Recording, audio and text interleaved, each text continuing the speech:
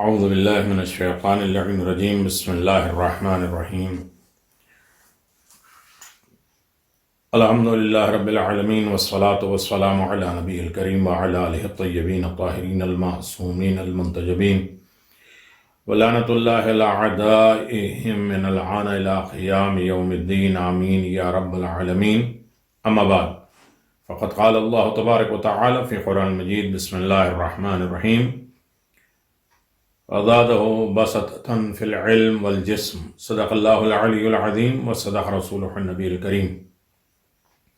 سامعین محترم، جناب ابو الفضل عباس کے حیات کے سلسلے میں بات اپنے چوتھے مرحلے پر خاندان جناب ابو الفضل عباس کا کہاں سے چلا اور کہاں تک آیا یہ خاندان، آج اس منزل پر ہم پہنچے ہیں کہ جناب عبد المطلب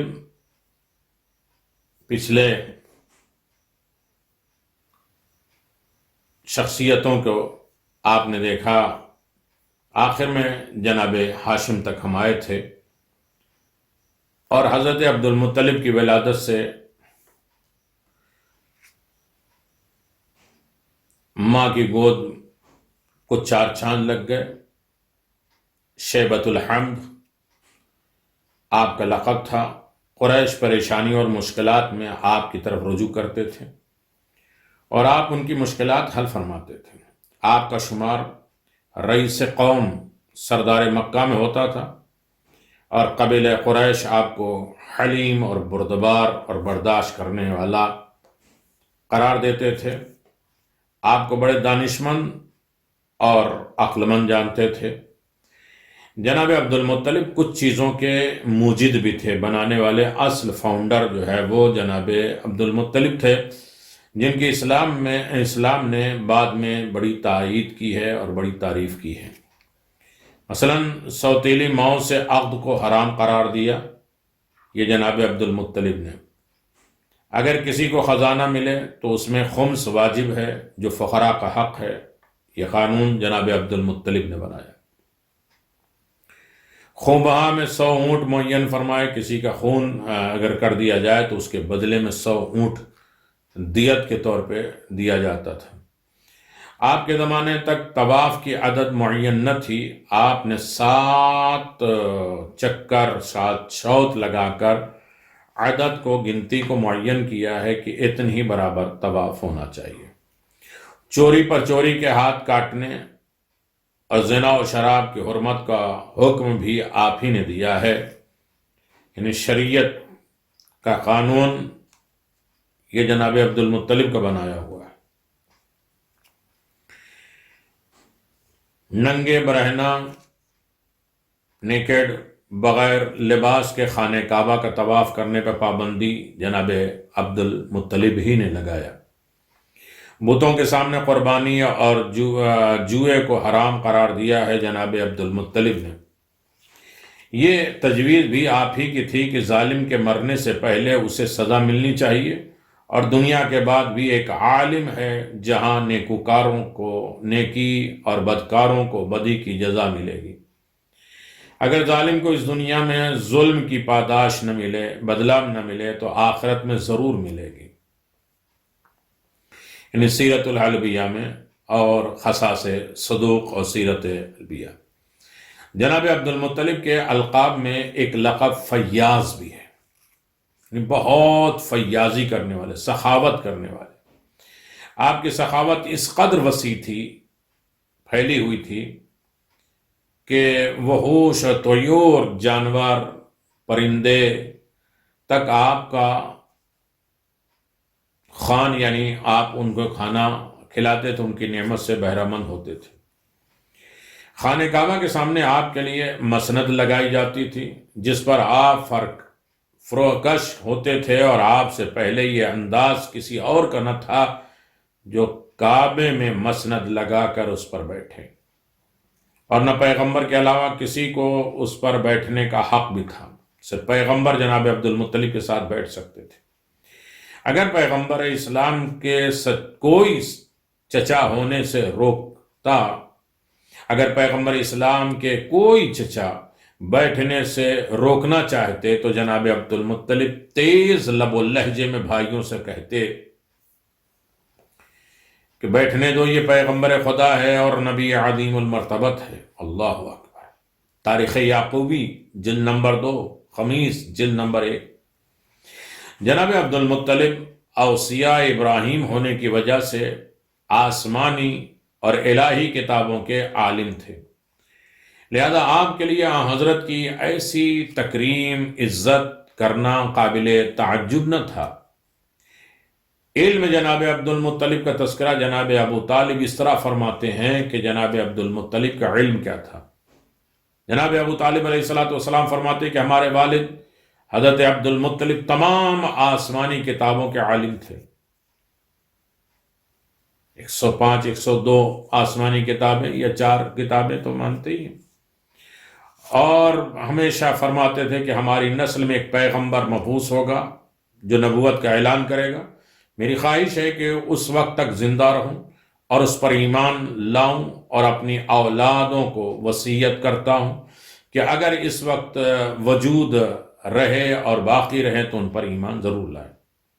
حضرت امیر المومنین علی بن ابی طالب علیہ السلام فرماتے ہیں کہ خدا کی قسم، میرے والد ماجد ابو طالب، دادا جان عبد المطلب اور پردادا ہاشم نے کبھی بت پرستی نہیں کی، اور یہ حضرات دین ابراہیم پر رہتے ہوئے خدا کی عبادت کرتے تھے اور خانہ خدا میں نماز پڑھتے تھے۔ یہ تھی مختصر ہسٹری جناب عبد المطلب کی۔ ابرہہ کے لشکر کو کس طرح پسمار کرایا، خدا کی ذات پہ کتنا عظیم بھروسہ تھا، زمزم کو دوبارہ آپ نے جاری کروایا، اور حاجی جو خدا کے مہمان آتے تھے ان کی ضیافت، کیا بھروسہ اور توکل تھا جناب عبد المطلب کا۔ خود جناب ابو طالب کے حوالے پیغمبر اسلام کو کیا، اور پالنے کی پرورش کرنے کی ذمہ داری جناب ابو طالب کو دی۔ اس کے بعد جناب عبد المطلب کے بیٹے جناب ابو طالب علیہ السلام، حضرت ابو طالب علیہ السلام بھی مکہ معظمہ میں سید و سردار شمار کیے جاتے تھے، اور اپنے والد ماجد کی طرح عوام کو مرجع اور ماوا رہے، لوگ انہی کی طرف رجوع کرتے تھے، سارا دھیان انہی کی طرف تھا، لوگوں کی مشکلات کو دور کرتے تھے، ہر آدمی اپنے مسائل کو پیش کرتا تھا۔ انبیاء جو پچھلے گزر گئے ہیں کہ وسیع ہونے کی وجہ سے انہیں بھی آنے والے زمانے کے حالات اور حوادثات کا علم تھا، آپ انبیاء کے وسیع تھے۔ ایک امین کی حیثیت سے اس سارے تبرکات انبیاء کو جو پیغمبر اسلام کے سپرد فرمایا، یعنی جتنے بھی نبیوں کے تبرک تھے ان کے وراثت میں سب جناب ابو طالب کے پاس آیا اور اسے پیغمبر کے حوالے کر دیا۔ کیا امانت داری تھی جناب ابو طالب کی۔ حضرت امام موسیٰ کاظم علیہ السلام سے درست نامی شخص سوال کرتا ہے، کمال الدین میں ہے، کیا ابو طالب حضرت کے لیے حجت تھے؟ فرمایا نہیں، بلکہ گزشتہ انبیاء کی وصیتیں آپ کے پاس امانت تھیں جنہیں جناب ابو طالب نے حضرت کے سپرد کیا۔ کیا رازدار تھے جناب ابو طالب، انبیاء کے وصیتیں، اور کیا علم تھا کہ سب چیزیں باقی رکھیں۔ سائل نے، سوال کرنے والے نے پوچھا، کیا وصیتوں کو اس لیے حضرت کے سپرد کر دیا، پیغمبر اسلام کے حوالے کر دیا کہ وہ حضرت کے لیے حجت تھے؟ حضرت نے جواب دیا، اگر ایسا ہوتا تو ابو طالب ان وصیتوں کو حضرت کے سپرد نہ کرتے۔ سائل کہتا، پھر میں نے سوال کیا حضرت اور ابو طالب کے درمیان میں ربط کیسا تھا، رابطہ کیسا، کنیکشن کیسا تھا؟ تو ساتویں امام فرماتے ہیں کہ پیغمبر اسلام کو اللہ کا نبی مانتے تھے جناب ابو طالب، اور جو بھی ان کی موت تک حضرت پر نازل ہو چکا تھا ان پر ایمان لاتے تھے۔ علامہ مجلسی کہتے ہیں شیعوں کا اجماع اتفاق ہے کہ حضرت ابو طالب حضرت ابراہیم کے وصی تھے اور کبھی بت کی پرستش نہیں کی۔ مرحوم تبرسی لکھتے ہیں کہ حضرات ائمہ طاہرین کا اجماع بھی یہی ہے کہ حضرت ابو طالب نے کبھی بت پرستی نہیں کی۔ رسول خدا صلی اللہ علیہ وسلم اور ان کی موت تک جس قدر کلام خدا اور احکام خدا نازل ہو چکا تھا اس پر عقیدہ رکھتے تھے۔ ابن بطریق نے اپنی کتاب مستدرک میں اسی حقیقت کا ذکر کیا ہے۔ مرحوم صدوق لکھتے ہیں کہ حضرت عبد المطلب اور ابو طالب جناب مرسل اعظم کی شخصیت اور حیثیت سے واقف تھے اور کافروں اور ناداروں سے اس موضوع کو چھپائے رکھتے تھے۔ بحار الانوار جلد نمبر 9 صفحہ نمبر 29، کمال الدین صفحہ نمبر 102۔ جناب ابو طالب کو سب کچھ معلوم تھا۔ جناب ابو طالب کی خدا پرستی، خدا کو ایک جاننا، دین ابراہیم سے وابستگی کی ایک دلیل تو یہی ہے کہ جس وقت امیر المؤمنین کی ولادت کی شب قریش نے عجیب و غریب معجزہ دیکھے اور اطمینان سکون کی خاطر اپنے بتوں کو کوہ ابو قبیس پر لے گئے، لیکن پہاڑ میں اس قدر لغزش پیدا ہوئی کہ سارے بت گر گئے، اور اس منظر کو دیکھ کر قریش نے ہمیشہ کے لیے جناب ابو طالب سے مدد مانگی، اور جناب ابو طالب نے دونوں ہاتھوں کو بلند کیا اور کہا، بار الہ تجھے محمدیت محمودہ، محمد المصطفیٰ علویہ، علوی عالیہ، علی مرتضی و فاطمت بیضاء، حضرت فاطمہ زہرا کا واسطہ مکہ معظمہ میں اپنی رحمت اور رافت نازل فرما۔ اللہ اکبر۔ دعا کے فوراً ہی بات حالات معمول پہ ہو گئے، صحیح ہو گئے۔ قریش اس ذوات مقدسہ کے وجود ظاہری سے پہلے ان کے اسما سے واقف تھے، ان کے نام سے واقف اور ان کی حقیقت سے آشنا ہوئے، بغیر مشکلات میں ان کے توسل سے دعائیں کرتے تھے۔ یہی وجہ ہے کہ جناب عبد المطلب نے اپنے بیٹوں میں جناب ابو طالب کو حضرت صلی اللہ علیہ وسلم کے سرپرستی اور کفالت کے لیے منتخب کرتے ہوئے کہا، وَوَسَّيْتُ مِنْ كَنَّيْتُ بِتَعْلِبْ عَبْدِ مَنَافُهُ وَتَجَرْدُ جَعَالِبْ یَبْنَ الْحَبِیبِ الْأَكْرَمِ الْأَقَارِبِ یَبْنَ الَّذِي قَدْ غَابَ غَيْرَ عَيْبِ۔ عبد مناف جن کی کنیت ابو طالب ہے، اور اے عزیز خاندان، اے نور نظر، تم سے یتیم عبداللہ کے لیے وصیت کرتا ہوں۔ جناب ابو طالب نے آپ کے جواب میں فرمایا، یہ کام مجھ پر لازم اور واجب ہے، وصیت کی ضرورت نہیں ہے۔ میں نے عالم و دانش اور اہل قلم حضرات سے عجیب و غریب باتیں سنی ہیں کہ خدا کا شکر ہے کہ راہب کا بیان واضح ہو گیا۔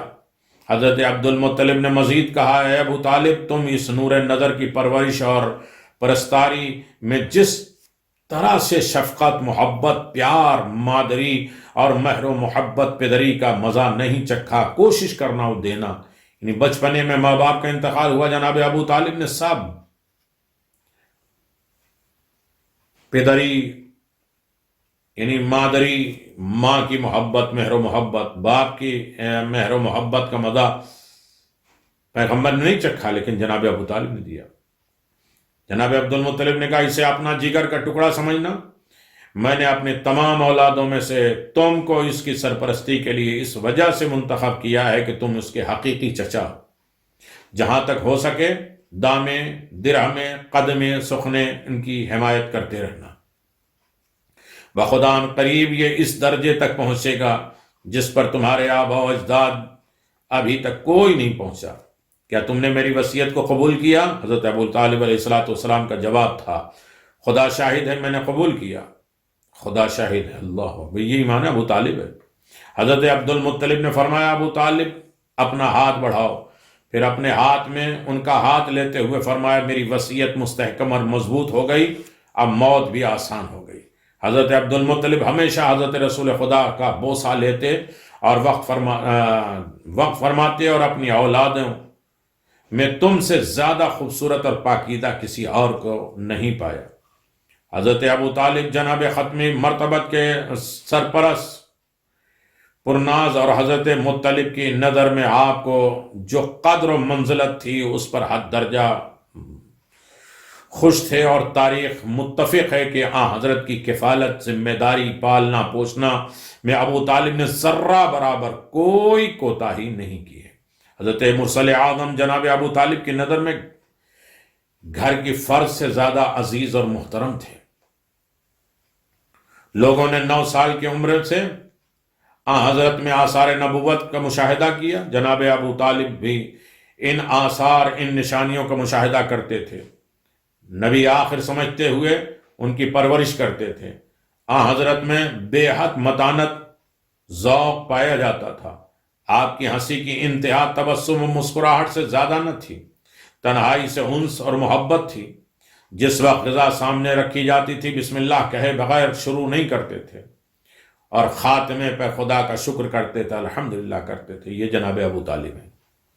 اور وقت آرام آپ کے سرانے سے ایک نور بلند ہو کر آسمان کی فضا کو چھو جاتا تھا۔ یہ مرات العقول، مناقب شہر آشوب، سیرت علویہ، ان تمام چیزوں میں یہ روایت موجود ہے۔ یہ ایمان ابو طالب تھا۔ تشنا کام ابو طالب، اللہ اکبر، پیاسے ضرورت مند جناب ابو طالب۔ ایک روز منزل ذی مجاز پر حضرت ابو طالب حضرت صلی اللہ علیہ وسلم کے ہمراہ تھے۔ ذخیرہ آب ختم ہو گیا، پانی ختم ہو گیا، پانی تک کوئی یہ پہنچ نہیں سکتا تھا۔ حضرت ایک بڑی چٹان کے قریب پہنچے اور اسے ٹھوکر مار کر پلٹ دیا۔ اس کے نیچے سے جوش مارتا ہوا میٹھے پانی کا چشمہ جاری ہو گیا۔ یہی نہیں اگر حضرت ابو طالب کے دسترخوان پر کبھی غذا کم ہو جاتی تھی، کھانا کم ہو جاتا تھا، تو حضرت رسول خدا کی برکت سے اس کے باوجود سب سیر ہو جاتے تھے اور پیغمبر سب کو کھلا دیتے تھے۔ اسی طرح کے واقعات اس بات کا ثبوت ہیں کہ حضرت ابو طالب اپنے بھتیجے حضرت محمد مصطفیٰ کی نبوت اور رسالت کے معتقد اور اعتقاد اور ان پر یقین اور عقیدہ رکھتے تھے۔ اس تقریر سے بھی اس بات کا ثبوت ملتا ہے جو حضرت ابو طالب نے جناب خدیجہ کی شادی کے موقع پر فرمائی تھی، جسے الفاظ تھے وَهُوَ وَاللَّهُ بَعْدَ هَذَا نَبَأُ الْعَظِيمُ وَخَطْرُ الْجَلِيلُ۔ خدا کی قسم حضرت مصطفیٰ صلی اللہ علیہ وسلم کے ذریعے ایک اہم خبر اور ایک عظیم واقعہ رونما ہونے والا ہے۔ حضرت ابو طالب کے قریش کے نام پہ وصیتیں تھیں۔ انی اوصیکم بمحمد خیرا فإن الامین فی قریش والصدیق فی العرب وهو جامع لکل واوصیاء به قد جاء بامرہ قبلت الجنان۔ میں تمہیں وصیت اور تاکید کرتا ہوں کہ محمد مصطفیٰ صلی اللہ علیہ وسلم سے حسن سلوک کرنا، کیونکہ وہ امین قریش اور صادق عرب ہیں، اور ان میں وہ ساری خوبیاں موجود ہیں جس کی طرف تمہیں بلا رہے ہیں، اور جو چیز وہ لے کر آئے ہیں اسے عقل اور خرد قبول کرتی ہے۔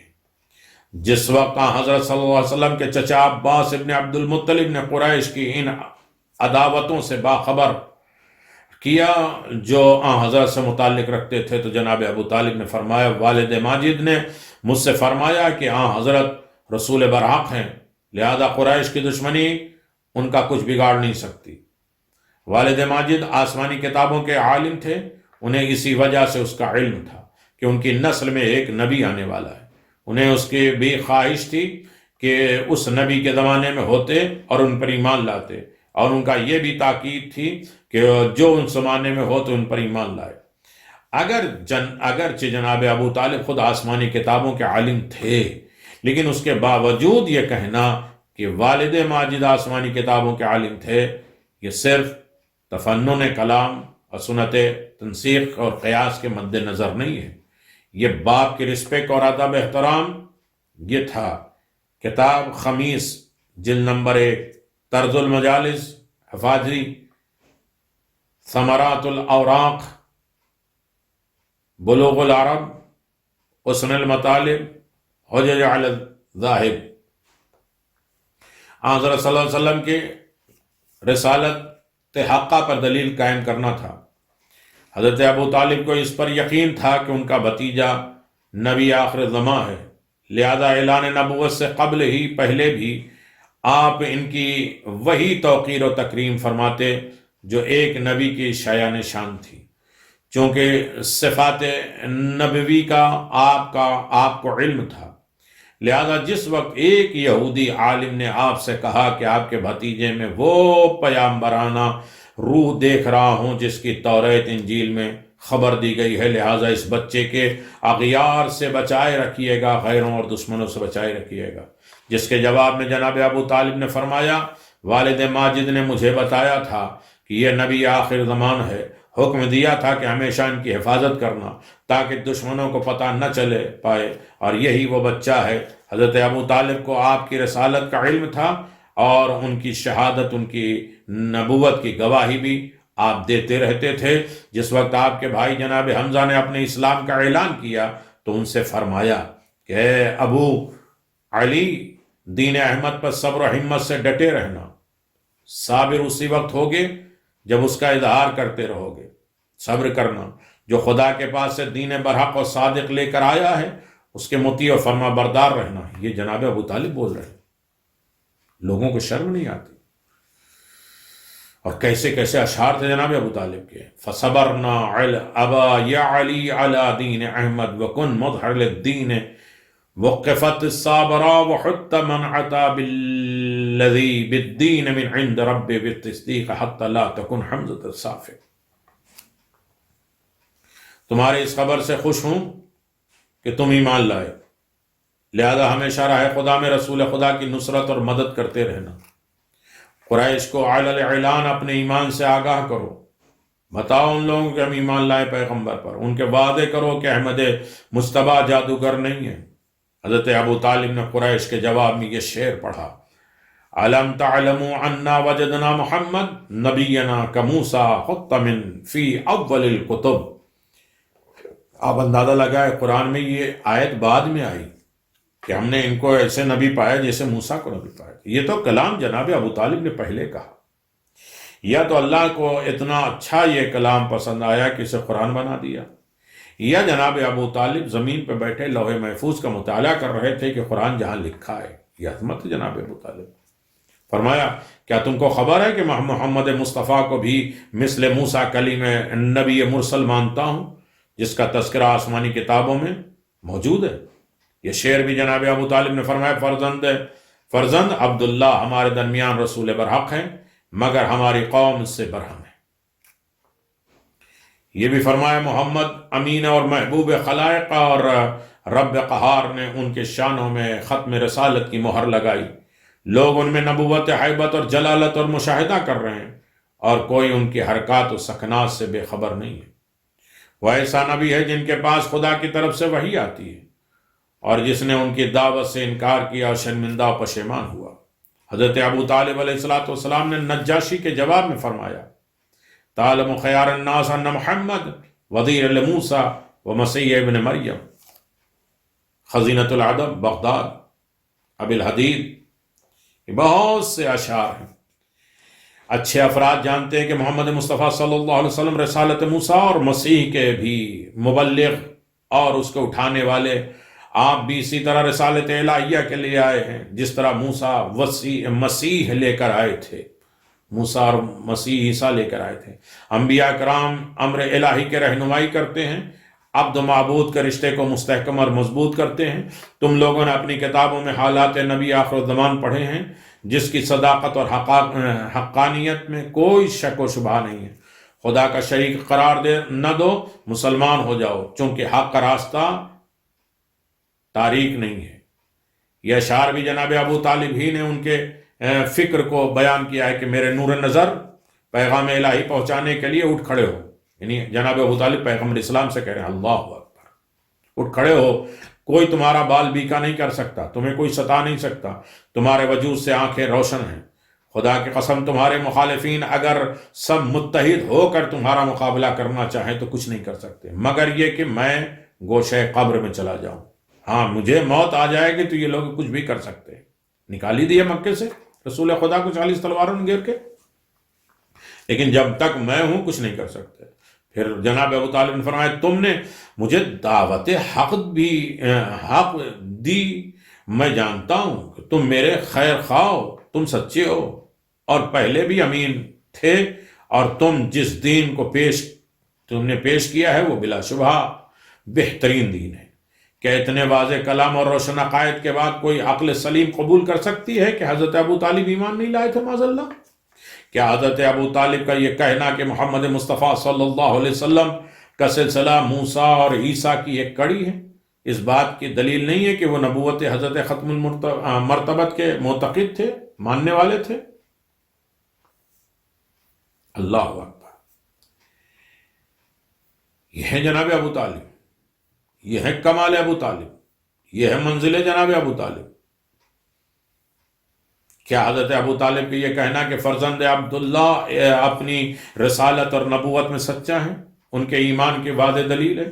کیا کلمہ شہادت اشہد ان لا الہ الا اللہ اور ابو طالب کے اس ارشاد محمد مصطفیٰ صداقت اور راستی کے ساتھ مبعوث ہوئی؟ ان کے دعوی نبوت میں کہیں سے جھوٹ کا گدر نہیں تھا؟ کوئی فرق نہیں ہے۔ کیا اس شخص کو کافر کہا جا سکتا ہے جس کا عقیدہ ہو کہ حضرت بھی مسیح، موسیٰ اور عیسیٰ کی طرح ہدایت کے لیے مبعوث ہوئی؟ حضرت ابو طالب کا یہ شعر، اے نور نظر، آپ جس دین کو لائے ہیں وہ تمام آسمانوں اور دینوں میں برتر اور بہتر اور ان کے اسلام کا ترجمان نہیں ہے؟ کیا آپ کے اسلام کے لیے سب سے واضح کوئی سند چاہیے؟ ہرگز نہیں۔ اس کے علاوہ جناب ابو طالب نے قریش کے مجمع میں آپ کو نبوت کی حقانیت کو واضح کرنے کے لیے خود حضرت سے فرمایا، میرے بھتیجے کیا خدا تم کو رسول بنائے؟ میرے بھتیجے کیا خدا نے تم کو رسول بنایا ہے؟ حضرت نے فرمایا ہاں۔ تو حضرت ابو طالب علیہ السلام نے فرمایا، انبیاء اور مرسلین اپنی رسالت کی حقانیت میں معجزہ پیش کرتے ہیں، آپ بھی اپنے نبوت کے ثبوت میں معجزہ پیش کر دیجئے۔ حضرت نے فرمایا، چچا جان اس درخت سے فرمائی کہ محمد ابن عبداللہ نے کہا ہے کہ حکم خدا سے اپنی جگہ سے حرکت کرے۔ حضرت ابو طالب نے اپنی جگہ سے آواز دی، درخت اپنی جگہ سے چلا اور خدمت رسالت میں سجدہ ریز ہو گیا۔ پھر حکم دیا کہ اپنی جگہ واپس چلا جا، درخت واپس چلا گیا، جس پر ابو طالب نے فرمایا، میں شہادت میں گواہی دیتا ہوں کہ آپ اپنے دعوے میں سچے ہیں۔ پھر جناب ابو طالب نے اپنے فرزند ارجمند حضرت علی ابن ابی طالب سے فرمایا کہ ہمیشہ حضرت کے ساتھ رہنا، ان کا خیال رکھنا، ان کے ساتھ مربوط رہنا، الحجت علی الخال۔ یہ ہے خاندان جناب ابو الفضل عباس۔ انشاءاللہ گفتگو جاری و ساری ہے، کردار جناب ابو طالب، فضائل جناب ابو طالب، احسان ابو طالب، مقام جناب ابو طالب۔ ان کا پوتا عباسی ہوگا۔ صلی اللہ علی محمد وعلی محمد وعجل فرج علی محمد۔